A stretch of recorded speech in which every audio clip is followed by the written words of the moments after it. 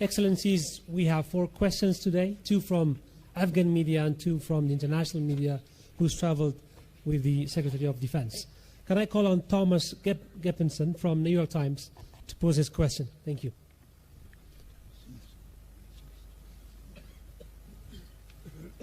Thank you. President Ghani, could you clarify whether the negotiating team of the Taliban will include political parties and civil society or just government officials, as your spokesman said a couple days ago? And Dr. Esper, following the agreement, what is the threshold for the U.S. to strike back at the Taliban if they continue to attack Afghan national security forces? Oh, please go ahead.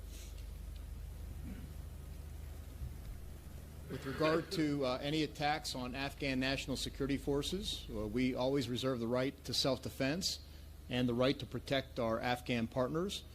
We have to look at each on a case-by-case basis. I will rely heavily on the commander we have, the superb commander, General Miller, with regard to how we will act. And again, we will not take anything off the table. Our commitment is to this agreement and to the terms by which we agreed to implement it, and we are prepared to use force as necessary, but our hope is that all parties will abide by their obligations and commitments under this agreement. Peace belongs to all Afghans. The team will represent the Islamic Republic of Afghanistan and will be inclusive of civil society, parties, and all walks of life. We'll have a balance between generations and views. Thank you, sir.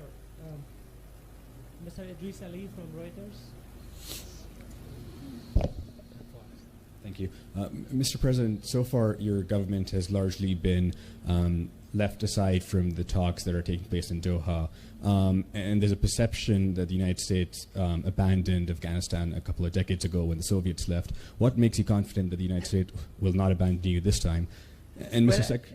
If I may, of course, Mr. Secretary, there's obviously a very fragile political situation in the country. President Ghani has said he won the election. Chief Executive Abdullah, who sits behind him, said he won the election. Are you afraid that the tense political situation may sort of scurry and destroy the deal that's been worked out?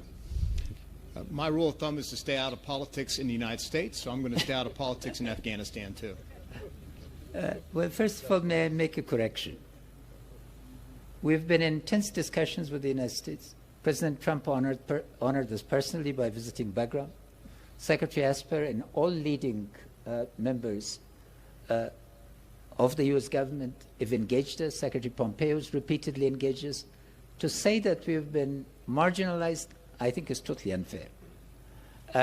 2, as I stated in my written remarks, as a result of the engagement, after President Trump made his famous tweet, the conditions have changed very considerably.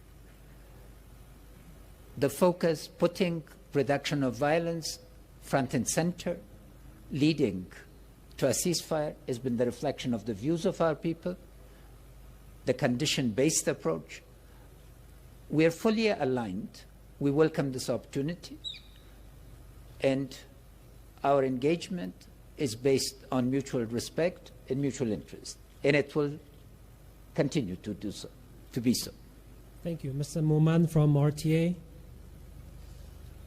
Thank you. I'm from the National Radio Television of Afghanistan. My question is addressed to the Secretary of Defense and to the General Secretary of NATO.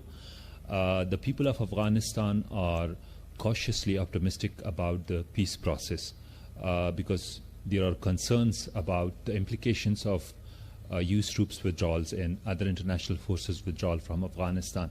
There is a real concern among the people that Afghanistan might, God forbid, return to the era of 90s to the civil war.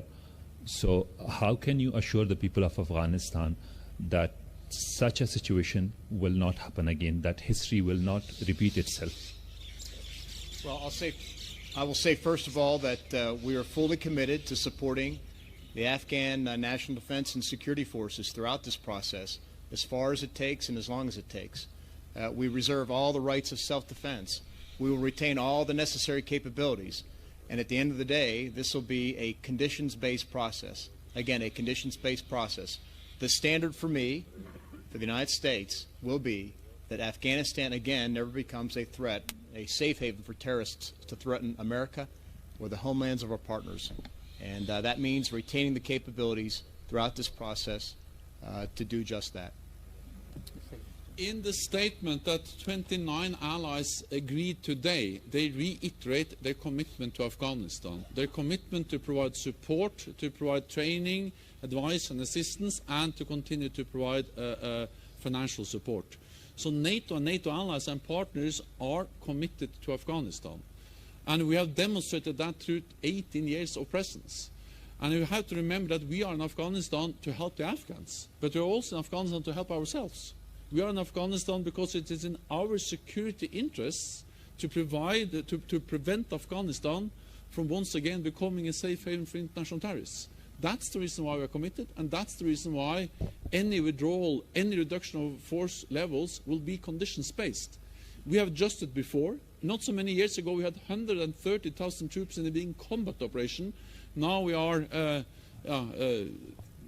16,000 troops in the NATO mission, showing the strength of the Afghan security forces because they are now in the lead of the security in this country.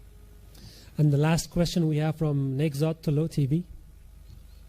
تشکر. من خالد نگزاد هستم از تولو نیوز. سوالی است که همواره حکومت افغانستان یا ایالات متحده آمریکا و ناتو وجود داره که فعالیت میکنه و او را یک تهدید شمرده. پس از اینکه با طالبان توافق میشه بالاخره سرنوشت مبارزه با گروه‌های دیگر را رسیدن، چگونه خواهد بود؟ آیا طالبان، ایالات متحده آمریکا و حکومت افغانستان یک جا با این گروه ها مبارزه خواهد کرد؟ چگونه؟ Yes, that's a very important point, and it deserves clarification. We will continue our operations against terrorist groups such as ISIS-K to ensure they are not a threat to U.S. forces, to partner forces, or to Afghan forces or the Afghan people. Those operations will continue. Thank you. Thank you very much. It concludes here.